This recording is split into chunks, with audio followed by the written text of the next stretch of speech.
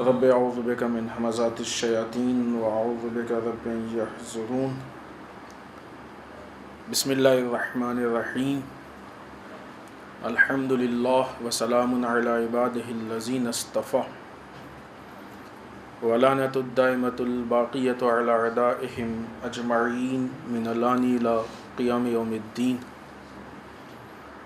اما بعد اوصیکم ونفسی بتقوی اللہ وقال علی بن ابی طالب علیہم الصلاۃ والسلام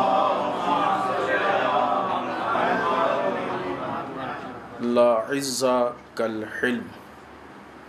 عزیزان محترم، اس پہلے خطبے میں سب سے پہلے اپنے نفس کو اور آپ سب کو تقوی پروردگار کی دعوت دیتے ہوئے، اس لیے کہ انسان کے جسم کی اصلاح اور اس کی خوبصورتی کے لیے جہاں میڈیکل سائنس اور سجنے سنورنے کے بہت سارے وسائل موجود ہیں، وہیں انسان کے نفس کی زیبائی اور اس کی خوبصورتی کے لیے صرف اور صرف تقوی پروردگار۔ اگر کوئی آپ سے یہ کہے کہ صرف یہ ایک راستہ ہے، اس راستے کو اپنا لیجئے، آپ صحت مند بھی ہوں گے اور خوبصورت بھی ہوں گے، آسان ہو جائے گا نا؟ بہت آسان ہو جائے گا۔ ایک کام کر لیں، بیماری سے بھی بچ جائیں گے۔ جسم کا سالم ہونے کا مطلب یہ کہ بیماری نہ ہو۔ خوبصورتی کا مطلب یہ ہے کہ دیکھنے میں خراب نہ لگیں، اچھے لگے، اور آدمی چاہتا ہے کہ دیکھنے میں اچھا لگے۔ مسئلہ یہ ہے کہ انسان کا جب نفس بیمار ہوتا ہے اور جب نفس بدصورت ہوتا ہے، یقیناً انسان کے چہرے کی خوبصورتی پہلا اثر ڈالتی ہے، اس میں کوئی شک نہیں۔ پہلا اثر چہرے کی خوبصورتی۔ سمجھدار آدمی کبھی چہرے کی بنیاد پہ کسی سے محبت اور نفرت نہیں کرتا ہے، یہ غلط فہمی ہے۔ کبھی بھی سمجھدار آدمی چہرے کی بنیاد پہ کسی سے محبت اور نفرت نہیں کرتا ہے۔ ہمیشہ محبت اور نفرت انسان کے صفات، اس کی کوالٹیز کی بنیاد پہ ہوتی ہے۔ چہرے کو انسان، خوب آج کل ماشاءاللہ میک اپ کا بھی زمانہ ہے، لوگ مرد بعض اوقات کئی گھنٹے میک اپ کرتے ہیں، کرواتے ہیں۔ یہ گھنٹوں کا میک اپ آپ کے ایک جملے میں کسی کی نگاہ میں آپ کو گرا سکتا ہے۔ کیوں؟ اس لیے کہ نفس کی اصلاح نہیں ہوئی ہے۔ جہاں کئی گھنٹے جسم پہ خرچ کیے گئے ہیں، وہاں تھوڑا سا وقت بھی نفس پہ نہیں خرچ کیا گیا۔ اگر یہ نفس سالم ہو جائے تو انسان کی جو نفسانی بیماری ہے نفس کی، وہ بھی دور ہو جائیں گی اور نفس خوبصورت ہوگا۔ جب نفس خوبصورت ہو جائے گا تو اگر چہرہ بالفرض خوبصورت نہیں بھی ہے، تو اگرچہ جلدی سے کوئی بدصورت ہوتا نہیں، اور کسی کو بدصورت کہنے کا ہم کو حق بھی نہیں حاصل، اس کے متعلق خود مکمل گفتگو ہے، بدصورت نہیں ہے۔ بالفرض اگر سمجھا جاتا ہے اور لوگ سمجھتے ہیں، تو اس کے نفس اور کردار کی خوبصورتی اس کے چہرے کی بدصورتی پہ اتنی حاوی ہو جائے گی کہ لوگ نفس و کردار کی بنیاد پہ اس سے محبت کریں گے۔ اور تاریخ میں بھی اس کی بہت ساری مثالیں موجود ہیں، اور موجودہ زمانے میں بھی اس کی بہت ساری مثالیں موجود ہیں۔ شاید عربوں کو یہی پرابلم تھی کہ ہم گورے چٹے خوبصورت، رسول ہم سے زیادہ بلال کو چاہتے ہیں، جو حبشی ہیں، کالے ہیں، غلام، نسل کے اعتبار سے یہ لوگ غلام نعوذ باللہ اکثر ہے کہ نہیں۔ لیکن رسول چہرے کی بنیاد پہ محبت نہیں کر رہے تھے، رسول جناب بلال کے کردار۔ یہ کردار کی خوبصورتی کہاں سے پیدا ہوتی ہے؟ یہ اسی تقوی پروردگار سے پیدا ہوتی ہے۔ تقوی پروردگار اپنائیں، کردار خوبصورت ہوگا۔ جب انسان کا کردار خوبصورت ہوتا ہے تو اس کردار کا اثر اس کے چہرے پہ آتا ہے۔ کردار کے نتیجے میں چہرہ آٹومیٹک خوبصورت ہونے لگتا ہے۔ یہ تجربے کی چیز ہے، اس کو اندازیے گا اور انشاءاللہ عمل کیجیے گا تو خود آپ بھی اس پہ تائید کریں گے۔ لہٰذا تقوی پروردگار وہ چیز ہے کہ جو انسان کے نفس کو بیماری سے بھی بچاتا ہے، ایک، نفس کو خوبصورت بناتا ہے، دو، اور اس کے نتیجے میں انسان کے چہرے کو خوبصورت بناتا ہے، تین۔ وہ اب بچا کیا؟ اب انسان کو چاہیے کیا خوبصورتی کے عنوان سے؟ کردار خوبصورت چاہیے، چہرہ خوبصورت چاہیے۔ تقوی پروردگار دونوں کام کر رہا، لہٰذا جو فالتو وقت ضائع ہو رہا، نہیں، ایک کسی حد تک ٹھیک ہے کہ انسان ایسا بھی نہیں کہ کنگھی میں نہ کرے، چہرہ نہیں، اتنا تو اسلام نے بھی کہا ہے، آئینہ دیکھنا حتیٰ کہ روایات میں ہے کہ آئینہ دیکھیں، کنگھی کرنا مستحب ہے، یہ ساری چیزیں یہ ظواہر پہ عمل ہونا چاہیے، لیکن نظام پروردگار وہ بہرحال سب سے اہم ہے اور وہی ہر خوبصورتی کا راز ہے۔ آئیے قرآن مجید کی روشنی میں وہ باتیں کہ جو خداوند متعال نے صاحبان ایمان سے خطاب کی ہیں، آج اس سلسلے میں سورہ بقرہ کی آیت نمبر 172 172 خداوند متعال ارشاد فرماتا ہے، یا ایھا الذین آمنوا کلوا من طیبات ما رزقناکم واشکروا للہ ان کنتم ایاہ تعبدون۔ اے صاحبان ایمان، جو ہم نے تمہیں پاک و پاکیزہ طیب رزق عطا کیا ہے اسے کھاؤ، اور یہ نہیں کہ کھا کے بیٹھ جاؤ، نہیں، دینے والے کا شکر بھی ادا کرو۔ کس شرط کے ساتھ؟ اگر تم عبادت کرتے ہو تو، یعنی صاحبان عبادت ہی، عابد ہی خداوند متعال کا شکر ادا کرے گا۔ اس کے پیچھے ایک یہ بھی ہو سکتا ہے کہ در واقع عبادت خود ایک طرح کا شکر ہے۔ سب سے پہلے حلال غذا، خداوند متعال نے کہا ہے کہ اس کو کھاؤ۔ لیکن دو چیزیں ہیں، بعض لوگ جب کھانے پہ آتے ہیں تو حلال و حرام سب کھا ڈالتے ہیں، بعض لوگ جو صوفی مزاج ہیں وہ ترک لذات اور ترک نعمات کر دیتے ہیں، نہ اتنا انسان ادھر چلا جائے نہ اتنا انسان ادھر چلا جائے، کھائے سوچ سمجھ کے کھائے۔ ترک لذات اتنا اہم نہیں ہے، ضروری بھی نہیں ترک لذات، یہ اور بات ہے کہ وہ لذت والی بات ہی ختم ہو جائے، وہ ایک الگ چیز ہے، مرحلہ ہی الگ ہے پورا۔ لہٰذا ترک لذات کی ضرورت نہیں ہے، جو بھی خدا نے لذیذ چیزیں ہیں، جو بھی نعمتیں بنائی ہیں ہم لوگوں کے لیے بنائی، اس سے فائدہ اٹھاؤ، طیب چیزوں سے، پاک و پاکیزہ چیزوں سے، لیکن ترک لذات بھی نہ ہو، ادھر انسان حرام میں نجس میں مبتلا بھی نہ ہو۔ یہ حلال غذا یہ انسان کی جو سالم فطرت، صحیح پرفیکٹ جو فطرت ہے، یہ اس کے موافق ہے، یہ اس کے موافق ہے، اس کو ہم اور اسی کے حساب سے بنائیں۔ اس کو ہم مثال دیں تو شاید بات اور واضح ہو جائے۔ آپ جب گاڑی خریدتے ہیں تو کمپنی آپ کو بتاتی ہے کہ یہ گاڑی پیٹرول سے چلے گی یا ڈیزل سے، الگ الگ انجن ہوتے ہیں نا، بعض انجن ہوتے ہیں پیٹرول کے اور بعض ہوتے ہیں ڈیزل کے۔ اگر پیٹرول انجن والی گاڑی میں آپ نے ڈیزل ڈلوا دیا، خوبی آپ ہم سے بہتر جانتے ہیں کیا حشر ہونے والا اس کا، اور ڈیزل والے میں اگر آپ نے پیٹرول ڈلوا دیا تب بھی مشکل پیدا ہوگی، تب بھی مسائل پیدا ہوں گے۔ لہٰذا کیوں؟ اس لیے کہ یہ انجن اسی کے حساب سے بنا ہے، انجن جو اس کا بنا ہے یہ اسی کے حساب سے۔ ایسے خدا نے بھی جب ہم کو بنایا ہے تو یہ بتایا کہ یہ جو انجن تمہارے اندر ہے یہ حلال چیزوں کے حساب سے بنا ہے، حرام جائے گا نقصان کرے گا، انجن تمہارا بیٹھ جائے گا۔ اب یہ اور بات ہے کہ وہ گاڑی کا رکنا اور اس کا انجن بیٹھنا ہمیں سمجھ میں آتا ہے، اپنا انجن بیٹھنا ہمیں سمجھ میں نہیں آتا ہے، وہ معرفت نہیں ہمارے درمیان رہ گئی ہے کہ ہم اس خرابی کو محسوس کر سکیں۔ لہٰذا حرام غذا ہمارے لیے نامناسب ہے، یہ ہمارے انجن کو بٹھا دے گی، ہم جو کام کرنا ہے، جو ایکٹیویٹیز کرنی ہے، جو عبادتیں کرنی ہے جو خدا کے لیے، نہیں کر پائیں گے۔ حلال غذا ہم کو ایکٹیو کرے گی۔ پھر کھانے میں بھی شرطیں ہیں، کتنا کھاؤ کتنا نہ کھاؤ، ضرورت سے زیادہ آدمی کھائے تو وہ بھی غلط ہے، اس کے لیے بھی منع کیا گیا ہے۔ خود مولا کا کلمات قصار میں کلمہ ہے کہ کچھ کھانے ایسے ہوتے ہیں جو انسان کو بہت سے کھانوں سے روک دیتے ہیں، بہت ساری چیزیں، اس میں بھی اصول و ضوابط بیان کیے گئے ہیں۔ لہٰذا اب اگر ہم حلال کھاتے ہیں تو اس سے ہم کو طاقت ملے گی، جس طاقت کے ذریعے سے ہم اپنے وظائف کو، اگر گاڑی میں صحیح طریقے سے اس کا فیول ڈالا جائے تو گاڑی کو پھر پاور ملے گا، چلے گی، وہ پھر آپ کو مقصد تک پہنچا دے گی۔ اگر حلال ہم کھائیں گے، حلال فیول اس میں جائے گا تو ہم کو طاقت ملے گی، جب طاقت ملے گی تو پھر ہم عبادت بھی کریں گے، خدا کی اطاعت بھی کریں گے، اپنے وظیفوں کو بھی انجام دیں گے، اپنی ذمہ داریوں کو بھی انجام دیں گے، اور خدا کا شکر بھی ادا کریں گے. خدا کا شکر بھی, دو چیزیں ہیں اس میں جو کہی گئی ہیں, ایک شکر اور ایک عبادت. شکر ایک مستقل موضوع ہے کہ جس پہ تفصیل سے بہرحال یہاں پہ بات خطبے میں نہیں ہو سکتی کم وقت میں.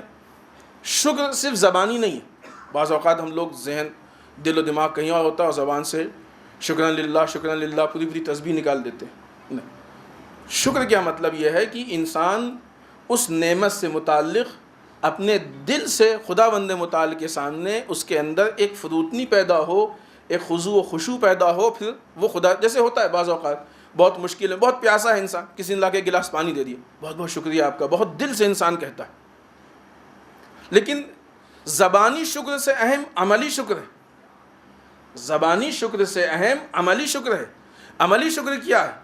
عملی شکر یہ ہے کہ اگر یہ غذا خدا نے, مثلا کسی نے کہا کہ آپ کی گاڑی سے ہم فلاں جگہ جائیں گے, چلیے ہم لوگ چلتے ہیں, وہاں کا جو تیل ہے وہ ہم ڈلوائیں گے.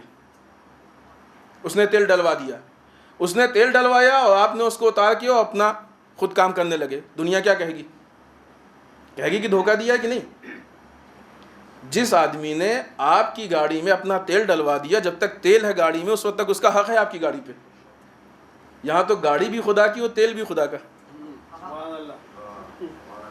کھایا خدا کا, کام شیطان کا. یہ ناشکری, ہر گناہ خدا کی ناشکری, ہر گناہ خدا کی, کیونکہ جسم بھی خدا کا ہے اور یہ جو غذا مل رہی یہ بھی خدا کی ہے, خدا کی دی ہوئی چیز ہے, ہم خدا کی دی ہوئی غذا کھا رہے ہیں. تو عملی شکر زیادہ اہم ہے. عملی شکر انسان کی حیات میں, زندگی میں, رزق میں. عبادت کسے کہتے ہیں؟ عبادت پہ اس سے پہلے بھی شاید 2 بار 3 بات ہو چکی. عبادت صرف شکلوں کا نام نہیں ہے. عبادت یہ بہت بڑی غلط فہمی ہے, اس کی وجہ سے بہت ساری گمراہیاں پیدا ہو رہی ہیں. ہر وہ چیز کی جو خدا ہم سے چاہے وہ عبادت ہے. جو خدا ہم سے چاہتا ہو وہ عبادت ہے. خدا محراب میں چاہتا ہے, مصلی پہ آنا عبادت ہے. لیکن اگر خدا آپ کو میدان میں چاہتا ہے تو مصلی پہ بیٹھنا عبادت نہیں ہے, بہانہ ہے. تسبیح لے کے بیٹھنا عبادت نہیں رہ گیا, بہانہ ہو گیا. خدا کہاں چاہتا ہے, جہاں چاہتا ہے, ورنہ ہر کام سے بچنے کے لیے بہترین بہانہ مصلی بن جائے گا, جیسے کہ ابو موسیٰ اشعری نے بنایا بھی. اب ان ساری چیزوں کو دیکھتے ہوئے اس آیت شریفہ میں جو پوائنٹس ہمارے لیے بیان ہوئے ہیں, خدا جو صاحبان ایمان سے, دیکھیں یہ وہ اصل موضوع ذہن میں رہے کہ خدا صاحبان ایمان سے کیا کہنا چاہتا ہے یا صاحبان ایمان سے کیا چاہتا ہے. وہ پہلی چیز یہ چاہتا ہے کہ حلال و پاکیزہ رزق کھاؤ, کھاؤ چھوڑو مت, لیکن کیسا کھاؤ؟ حلال و پاکیزہ رزق کھاؤ. کھانے سے پہلے دیکھ لو حلال ہے کہ نہیں ہے, پاکیزہ ہے کہ نہیں, اس کے متعلق سارے مسائل موجود ہیں. ایک دوسری چیز کی کبھی بھی دینے والے کو فراموش مت کرو. اگر یہ پوائنٹ ہمارے ذہن میں آ جائے تو بہت ساری خرابیاں اپنے آپ ختم ہو جائیں گی. ہم بعض اوقات جب کھاتے ہوتے ہیں تبھی بھی خدا نہیں یاد ہوتا ہے. کھانے کے شروع میں بسم اللہ اور آخر میں شکران للہ, تاکہ اس بسم اللہ سے شکران للہ کے بیچ میں تو کم سے کم خدا کو یاد رکھو. لیکن بسم اللہ کہہ کے خدا کو بھول جاتے ہیں اور شکران للہ تک بھولے رہتے ہیں, اور اس کے بعد پھر بھول جاتے ہیں, کیونکہ صرف الفاظ زبان سے متعلق رہ گئے. دیکھو یاد رہے, کیونکہ جب تک انسان کے ذہن میں خدا کی یاد رہے گی اس وقت تک وہ گناہ کر ہی نہیں سکتا ہے, خدا کی نافرمانی کر ہی نہیں سکتا ہے. تیسری چیز جو اس میں اہم پوائنٹ ہے وہ کہ عبادت کرنے والا ہی خدا کا شکر ادا کرے گا, کیونکہ در واقع خود عبادت ہی ایک طرح کا شکر ہے, اور خود شکر عبادت دو الگ چیزیں نہیں. عبادت کرنے والا خدا کا شکر ادا کرے گا, ورنہ جو لوگ رسماً عبادت کرتے ہیں وہ شکر بھی رسماً ہی کریں گے. رسمی عبادت کرنے والے شکر بھی رسمی, واقعی عبادت کرنے والے واقعی شکر ادا کریں گے. اب آئیے اس کے بعد امیر بیان مولا متقیان حضرت علی بن ابی طالب علیہ الصلوۃ والسلام, مولا فرماتے ہیں کہ لا عزہ کالحلم, حلم کے جیسی کوئی عزت نہیں. ہر آدمی چاہتا ہے نا عزت, ہم کو عزت ملے. اگر عزت چاہیے تو حلم پیدا کرے. حلم کسے کہتے ہیں؟ حلم کہتے ہیں برداشت کا مادہ. انسان کے اندر وہ پاور ہو, طاقت ہو جو برداشت کر سکے. تھوڑا سا صبر ہے, صبر سے تھوڑا سا فرق ہے, حلم میں ملتی جلتی چیز ہے, تھوڑا سا فرق ہے. حلیم وہ شخص ہے کہ جس کا سینہ کشادہ، سعی صدر اس کو کہتے ہیں. سینہ کشادہ ہونے کا مطلب یہ نہیں کہ وہ انچی ٹیپ سے ناپے کہ کتنے انچ کا، نہیں. سینہ کشادہ اسی معنی میں ہوتا ہے کہ برداشت کا مادہ زیادہ. سینہ کشادہ ہو سکتا ہے انسان دبلا پتلا ہو ایک دم لیکن سینہ بہت کشادہ ہو سکتا ہے کہ کسی کا سینہ بہت چوڑا ہو ناپنے میں لیکن کشادہ نہ ہو. حلیم وہ شخص ہے کہ جس کا سینہ کشادہ ہو، یعنی اس میں جگہ زیادہ پائی جاتی ہو. کشادہ کسے کہتے ہیں؟ جگہ زیادہ، یعنی برداشت زیادہ کر سکتا ہو. جب انسان اپنے صدر، سینے کے کشادہ ہونے اور فکر کی بلندی کے نتیجے میں نادان اور جاہل اور بے ادب لوگوں کو برداشت کر لے، اس انسان کو حلیم کہتے ہیں. جو انسان ان لوگوں کو، کیونکہ دیکھیں معاشرے میں جو بھی نادان اور جاہل لوگ ہیں ان کو جھیلنا ہی پڑے گا. یہ ہر جگہ نقصان دہ ہوتے ہیں اور یہ ہر جگہ تکلیف پہنچانے والے ہوتے ہیں، نادان اور جاہل. اگر ان سے لڑنا ہے تو جہالت سے لڑیں.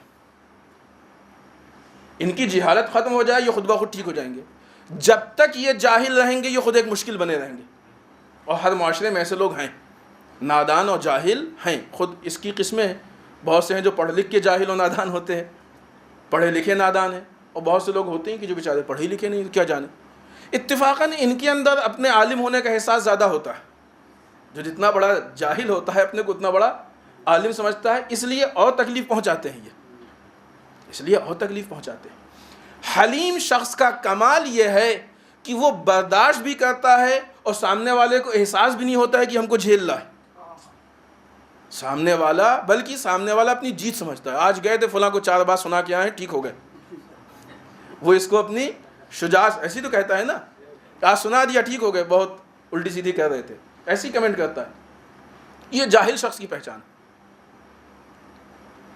سننے والے کو جو برداشت کرنا پڑ رہا ہے اس کا اظہار نہیں کر پا رہا ہے، بولنے والا اسی اپنے ظلم کو اپنی جیت سمجھ رہا ہے.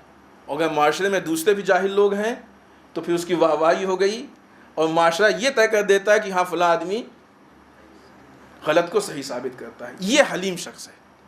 اب اس کے اندر جتنا اس کا سینہ کشادہ ہوگا اتنا برداشت کرتا جائے گا. جہاں اس کی طاقت جواب دے دے گی وہاں پہ پھر یہ اس کے خلاف بول دے گا اور وہی کام خراب ہو جائے گا، وہی مشکل پیدا ہو جائے گی. لہٰذا حلیم وہ شخص ہے کہ جو زندگی کے مشکلات کو برداشت کر لے. مشکلات ہیں زندگی میں، زندگی کے مشکلات کو برداشت کر لے. صبر الگ ہے، اس پہ گفتگو ہو چکی ہے اس سے پہلے.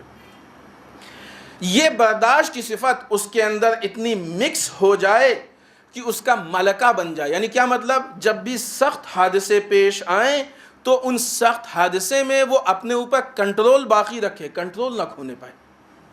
کہتے نہیں آپے سے باہر ہو گئے، اپنے آپے سے باہر، اپنے کنٹرول، اپنے آپ کو کنٹرول میں رکھے. ایسا نہ ہو کہ فوراً ریئیکشن اور بعد میں پھر افسوس ہو. افسوس بھی 2 طرح کا ہوتا ہے. کبھی انسان پہ ذاتی نقصان ہوتا ہے تو افسوس ہوتا ہے، کبھی دینی نقصان ہوتا ہے. یہ والا افسوس کم ہوتا ہے لوگوں کو، وہ افسوس زیادہ اہم ہے. رسول اکرم صلی اللہ علیہ وآلہ وسلم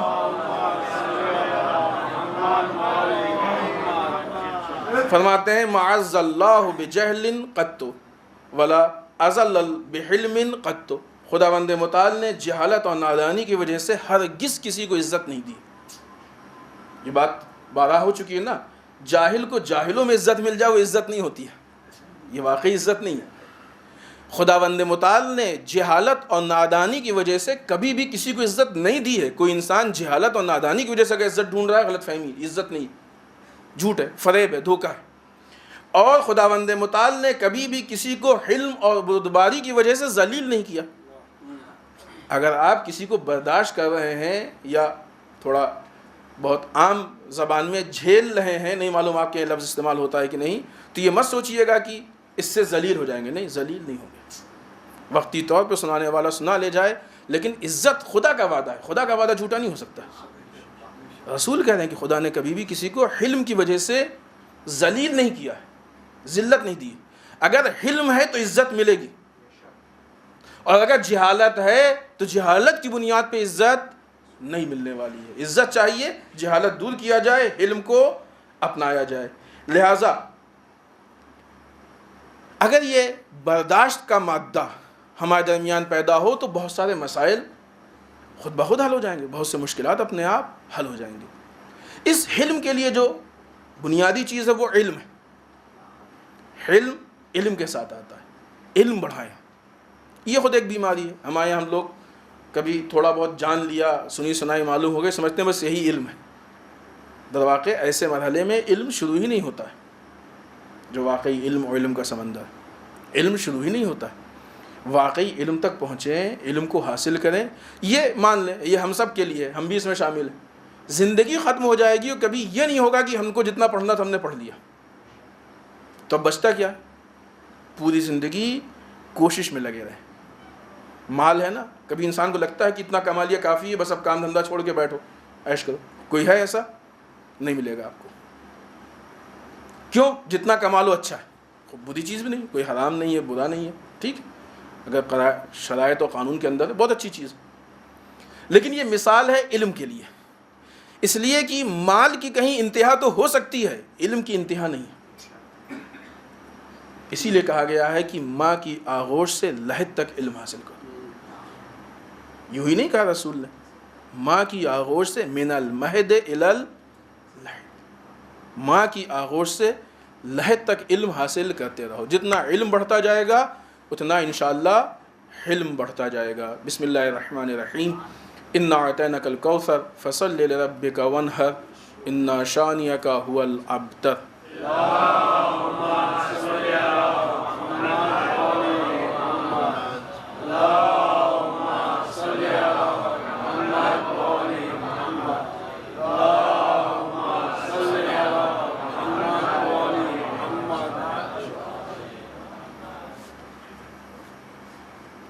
رب اعوذ بک من ہمزات الشیاطین واعوذ بک رب ان یحضرون۔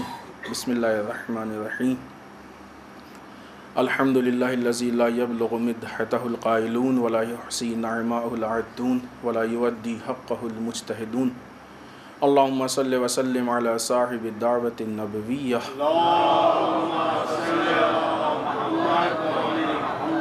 وصولۃ الحیدریہ۔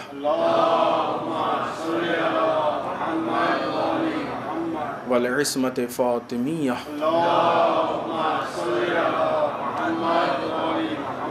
والحلم الحسنیہ۔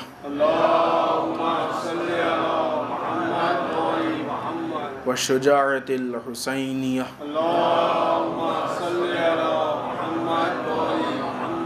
والعبادت السجادیہ۔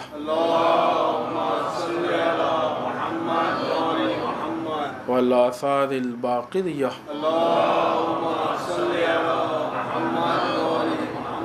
والمأثر الجعفریہ۔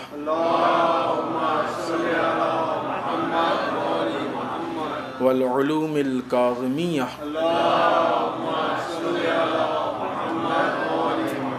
والرضاء الرضویہ۔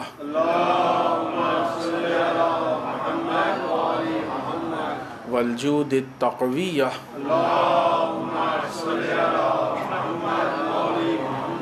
والنقاوة النقویہ۔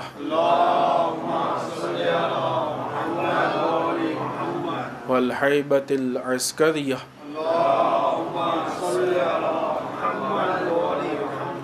والغیبة الہیہ۔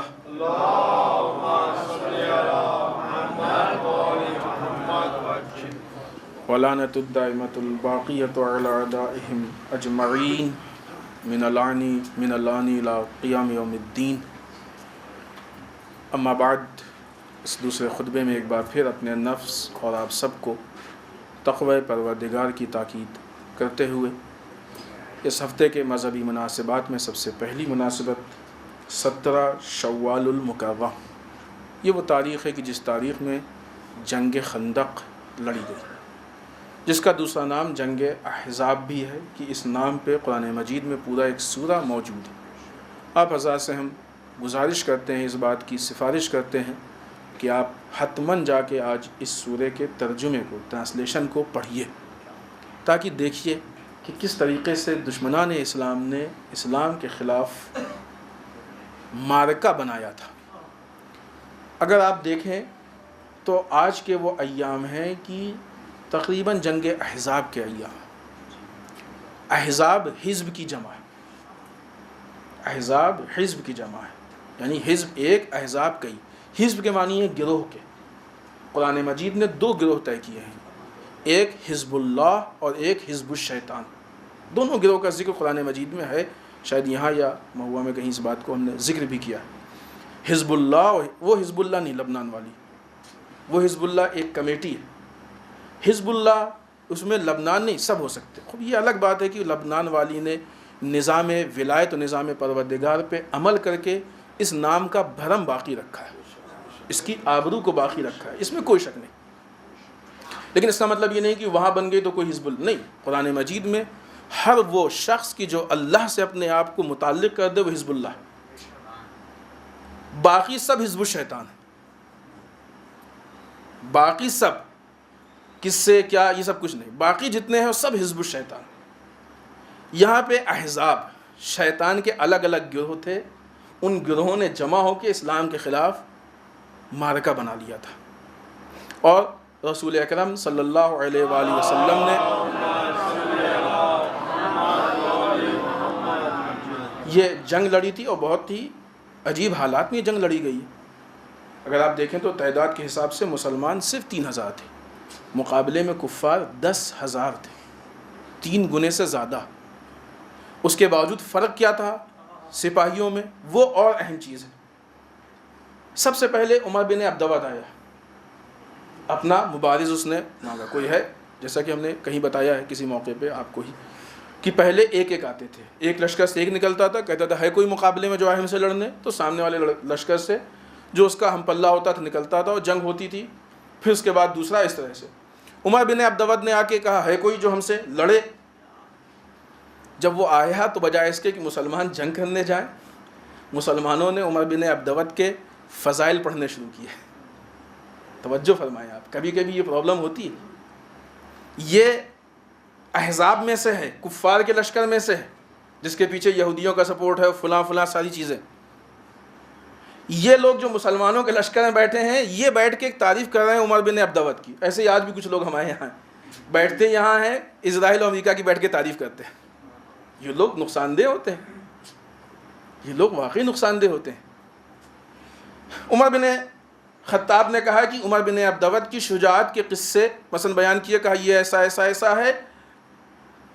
جب یہ قصے بیان کیے عمر بن خطاب نے، تو لشکر اسلام میں ایک ڈر پیدا ہو گیا، عمر بن عبدود کا ایک ڈر پیدا ہو گیا۔ لوگ عمر بن عبدود سے دہشت میں آ گئے۔ عبد الرحمن بن عوف کہنے لگا کہ اگر اس نے ہم پہ حملہ کر دیا تو ہم سب مارے جائیں گے، کوئی نہیں بچے گا۔ قصوں میں بڑے بڑے قصے ہیں، خطبے میں وہ قصے بیان نہیں ہو سکتے۔ اگر اس نے حملہ کر دیا تو ہم میں سے کوئی نہیں بچے گا، بہتر یہ ہے کہ رسول کا ہاتھ باندھ کے ان کے حوالے کر دو۔ یہ لشکر اسلام کے بیچ کی بات ہے۔ رسول نے پوچھا ہے کوئی جو اس کے مقابلے میں جائے گا؟ مولا کائنات نے کہا ہم۔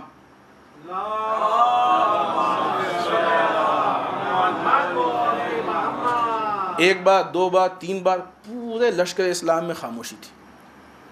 اگر مسلمان جنگ احزاب کو یاد کر لے تو اس کو احساس ہوگا کہ اسلام پہ علی کا کتنا بڑا احساس ہے۔ یہ صرف جنگ احزاب کی بات ہے، باقی چھوڑیے۔ جب 3 مرتبہ اتمام حجت ہو گیا تو مولا کائنات کو رسول نے بھیجا، اور جا کے آپ نے عمر بن عبدود کو واصل جہنم کیا۔ پھر اس وقت رسول نے یہ جملہ کہا تھا کہ یہ کل ایمان ہے کہ جو کل کفر کے مقابلے میں جا رہا ہے۔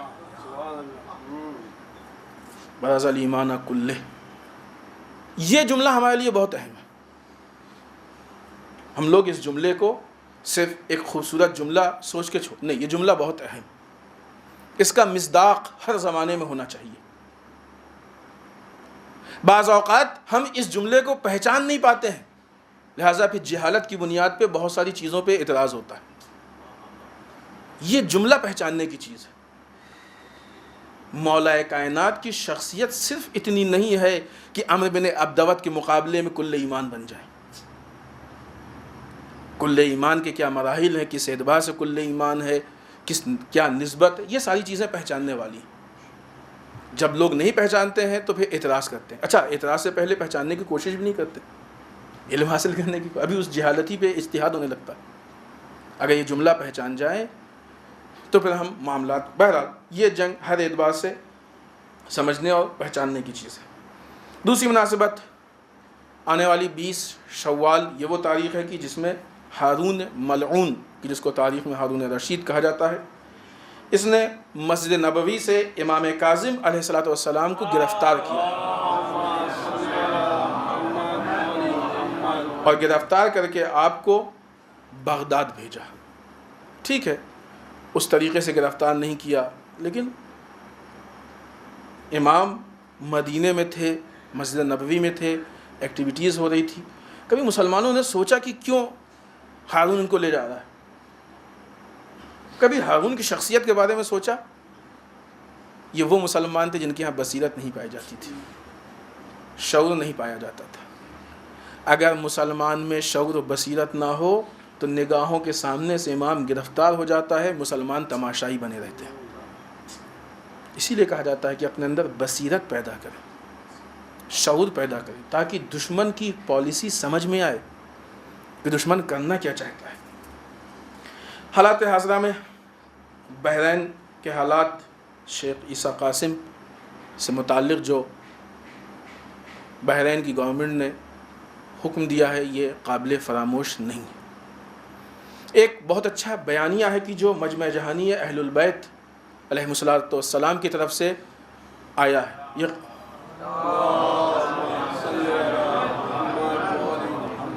یہ پورا بیانیہ یہاں نہیں پڑھا، بیانیہ یعنی ایک لیٹر، ان کا اسٹیٹمنٹ تھوڑا سا لمبا ہے، پورا یہاں پہ ہم نہیں پڑھ سکتے، لیکن آن لائن موجود ہے، آپ حتماً جا کے پڑھیں، ابنا پہ ہے، دوسرے سائٹس پہ بھی پڑھیں، آپ ہر زبان میں انشاءاللہ ملے گا آپ کو۔ اس میں جو ثابت کی جو چیز پروف کی ہے وہ یہ کہ کوئی بھی حکومت، یہ بحرین کے قانون سے بھی انہوں نے قانون کے ریفرنس دیے ہیں اور انٹرنیشنل لا کے جو ریفرنس ہے وہ بھی دیے ہیں، کوئی بھی گورنمنٹ اپنے کسی سٹیزن کی سٹیزن شپ کو کینسل نہیں کر سکتی۔ بحرین کی گورنمنٹ نے جو بھی کیا ہے خلاف قانون کیا ہے، لیکن آج جو حالات ہیں، اندھے نگری چوپٹ راج، جس کی لاٹھی اسی کی بھینس، یہ محاورے سنے ہوں گے آپ نے، وہی حالات چل رہے ہیں۔ چونکہ حکومت ان کے ہاتھ میں، جو کچھ وہ کر لے وہ صحیح، وہ غلط کر رہے ہیں۔ گورنمنٹ اس ٹائم مجرم ہے، گورنمنٹ نے جرم کیا ہے، بحرین کی گورنمنٹ مجرم ہے، جرم کر رہی ہے، اپنی ہی حکومت کے قانون کے خلاف عمل کر رہی ہے۔ وہ کیا اب بھی ہم نہیں کہہ سکتے ہیں کہ تم غلط ہو؟ کب کہیں گے ہم؟ اس خاموشی سے کیا امام کا ظہور ہونے والا ہے؟ امام تماشائیوں میں ظہور نہیں کرنے والے ہیں، امام کوفیوں میں ظہور نہیں کرنے والے ہیں، امام شامیوں میں ظہور نہیں کرنے والے ہیں۔ اگر اس امت کی بنیاد پہ امام کو ظہور کرنا تھا تو اتنی لمبی غیبت ہوتی ہی نہیں، خاموش امت تو بہت پہلے سے۔ اگلا مسئلہ جو خود ہمارے ملک سے متعلق ہے، مسئلہ کشمیر۔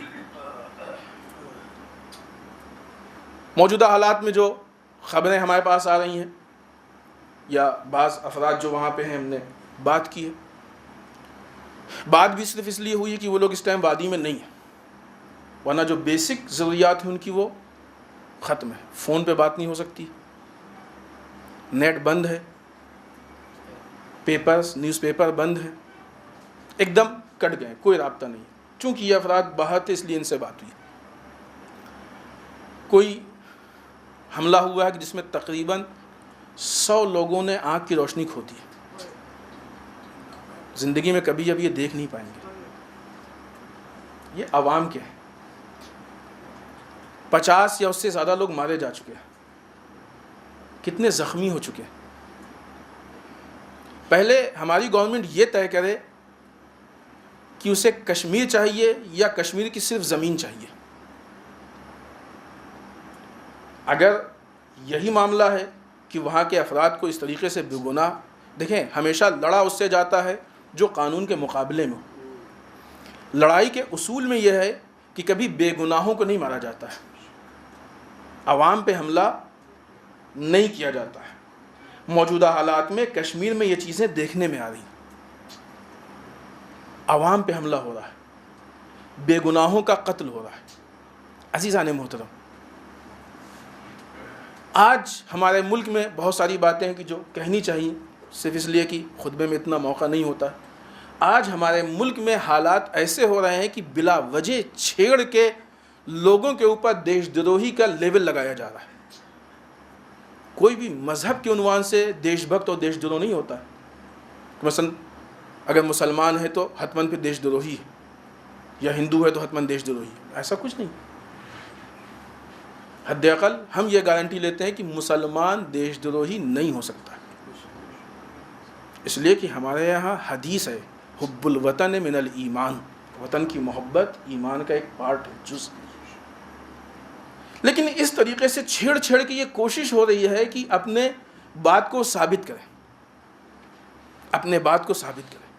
مسلمان ورغلائے گا، خون جوش مارے گا، پھر اس کے بعد کچھ ایسی حرکتیں کرے گا، پھر دیکھیے ہم نے تو کہا تھا نا، مطمئن ہیں آپ، مسلمان ایسی کوئی غلطی نہیں کرنے والا ہے، اس لیے کہ یہ ملک ہماری کمائی ہے، یہ ملک ہماری کمائی ہے۔ اس ملک کو آزاد کرانے میں، اس کی تعمیر میں، اس کی بقا میں خون دیا ہے ہم نے۔ کوئی اپنی کمائی کو اپنی نگاہوں کے سامنے لٹتے نہیں دیکھ سکتا ہے۔ ایسے حالات پہ ہمارے ملک کی یہ ذمہ داری ہے کہ ان عوامل کے خلاف ایکشن لے کہ جو دوسروں کو یا دیش دروہی کا الزام لگا رہے ہیں یا ایسے حالات پیدا کر رہے ہیں کہ وہ دیش دروہی بنے۔ ایسے حالات پیدا کیے جا رہے ہیں ان افراد سے کہ جو لوگ ظلم کر رہے ہیں۔ ہم حد اقل اتنا کہنا چاہتے ہیں کہ ضروری نہیں کہ اگر گجرات کے معاملے میں آپ بری ہو گئے تو کشمیر کے معاملے میں بھی بری ہو جائیں۔ ہم ان سے اتنا کہنا چاہتے ہیں کہ حکومت ظلم کے ساتھ نہیں چل سکتی ہے۔ اگر آپ کو حکومت چلانا ہے تو ظلم چھوڑنا پڑے گا۔ حکومت ظلم کے ساتھ نہیں چل سکتی ہے۔ مولا کائنات کے خطبات میں سے ہے، مولا نے کلیئر خطبے میں ارشاد، حکومت کفر کے ساتھ چل سکتی ہے، ظلم کے ساتھ نہیں چل سکتی۔ اور اس وقت ملک کے ہر انسان کا انسانی فریضہ یہ ہے کہ وہ ظلم کا مقابلہ کرے، ظلم کی مخالفت کرے۔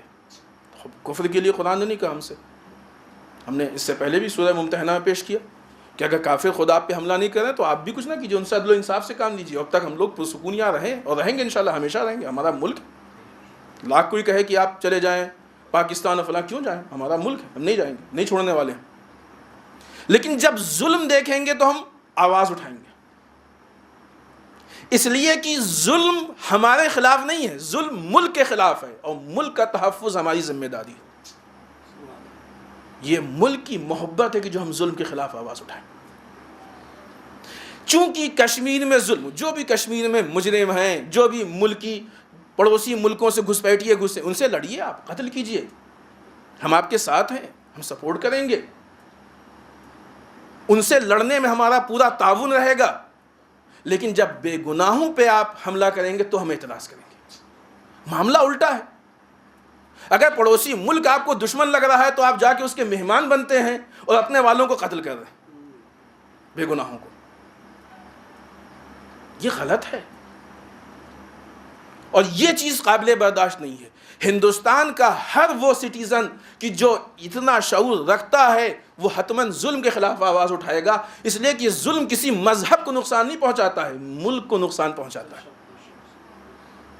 ظلم کسی مذہب کو نقصان نہیں پہنچاتا ہے، ظلم ملک کو، اس سے ملک کھوکھلا ہوتا ہے، ملک کمزور ہوتا ہے، ملک کی پالیٹکس خراب ہوتی ہے، اور ملک کے تحفظ میں دفاع کرنا ہر سٹیزن کی ذمہ داری ہے۔ لہذا ہم اپنے گورنمنٹ سے اور جو دوسرے افراد ہیں ذمہ دار، ان سے گزارش کریں گے کہ دشمنوں سے لڑیں، اپنوں کو نہ ماریں۔ کوئی بھی ملک اپنے سٹیزن پہ ایسا جارحانہ حملہ نہیں کرتا ہے، اور ایسا نہیں کہ ہندوستان میں پہلی مرتبہ مسئلہ کشمیر، دوسرے اسٹیٹس میں ایسے معاملات پیش آئے ہیں، آسام میں، پنجاب میں، فلاں فلاں تمام۔ جو روش وہاں تھی وہی روش یہاں بھی اپنا ہے، کیوں فرق کیا جا رہا ہے؟ اسی روش سے چلے۔ وہاں اتنی گولیاں نہیں چلی تھیں، اتنے اسلحے نہیں چلے تھے، یہاں بھی نہ چلے۔ باقی جہاں ملک کی حفاظت کی بات ہے، ہم آپ کے ساتھ ہیں اور آپ کے آگے آگے ہوں گے. اپنے ملک کے تحفظ کے لیے ہم سب کچھ قربان کرنے کو تیار ہیں. آئیے بارگاہ پروردگار میں دعا کرتے ہیں پالنے والے ہم سب کو اعمال صالحہ کی توفیق عنایت فرمائے. بار اللہ اعمال قبیحہ سے محفوظ رکھے. پالنے والے ہمارے گناہوں کو بخش دے. بار اللہ ہمارے مرحومین کو بخش دے. پالنے والے اسلام و مسلمین کی حفاظت فرمائے. بار اللہ دشمنان اسلام کو نیست و نابود کر دے. بار اللہ جو پریشان حال ان کی پریشانیوں کو دور فرمائے. بار اللہ جو لاولد ان کو اولاد صالح عنایت فرمائے. بار اللہ جن کے شادیوں و مشکلات ان کے مشکلات کو حل فرمائے. بار اللہ ہمارے علماء کا سایہ ہمارے سروں پہ باقی رکھے. بار اللہ رہبر و مراجع کو طول عمر عنایت فرمائے. بار اللہ ہمارے امام کے ظہور میں تعجیل فرمائے. ہمیں ان کے اعوان و انصار میں شریک ہونے کی توفیق عنایت فرمائے. ربنا تقبل منا انك انت السمیع العلیم. بسم اللہ الرحمن الرحیم. قل هو اللہ احد اللہ الصمد لم یلد ولم یولد ولم یکن له کفوا احد.